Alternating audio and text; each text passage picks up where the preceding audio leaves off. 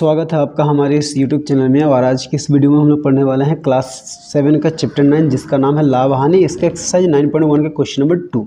तो इसके पहले वाले क्वेश्चंस का वीडियो अगर आपने नहीं देखा तो लिंक डिस्क्रिप्शन में दिया गया है, वीडियो जरूर देख ले। और अगर आप चैनल पर नए तो इस चैनल को सब्सक्राइब करें और बेल आइकन को प्रेस करें ताकि हर आने वाली नई वीडियो सबसे पहले आप तक पहुँच जाए।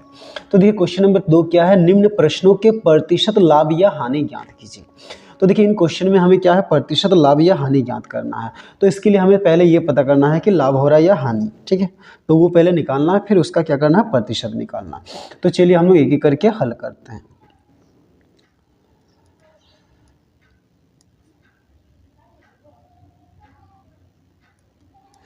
तो देखिए पहला क्वेश्चन क्या है, एक कुर्सी 200 रुपये में खरीदी गई तथा 250 रुपये में बेची गई।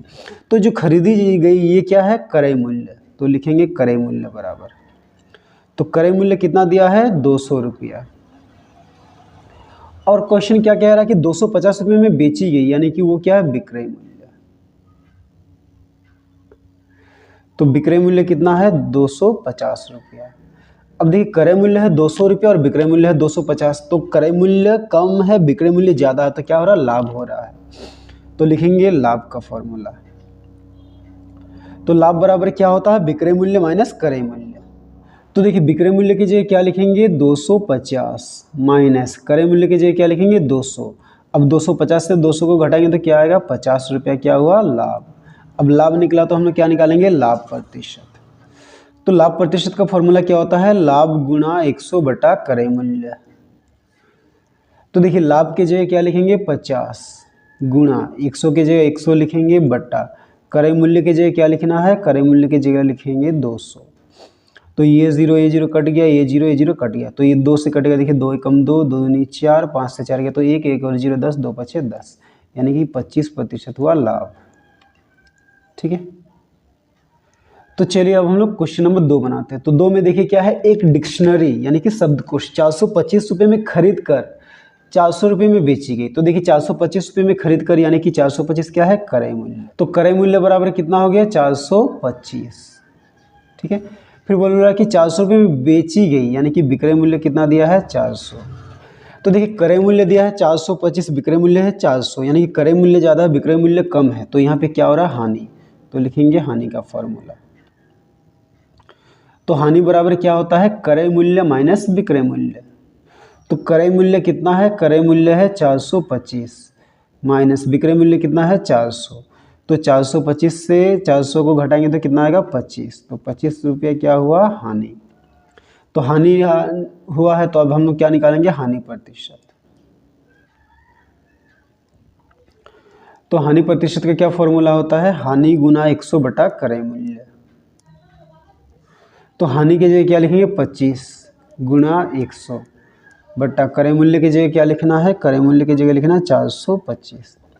तो ये 5 से देखिए दोनों कटेगा, 5 पछे 25, ये 5 अट्ठे 40, 40 से 42 से 40 घटेगा तो 2, 2 और 5 25, 5 पछे 25।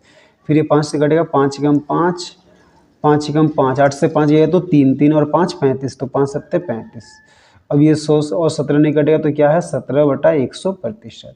तो यही आंसर दिया हुआ बुक में, ठीक है। तो अब हम लोग देखिए 3 नंबर बनाते हैं।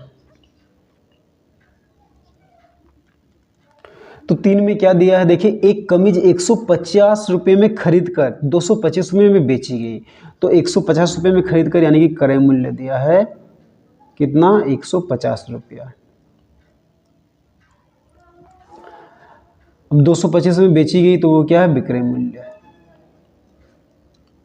तो विक्रय मूल्य कितना है, 225 रुपया। तो देखिए 150 में खरीदा गया और 225 में बेचा गया, यानी कि विक्रय मूल्य ज़्यादा है, तो यहाँ पे क्या हो रहा है, लाभ। तो लाभ का फॉर्मूला क्या होता है, विक्रय मूल्य माइनस क्रय मूल्य।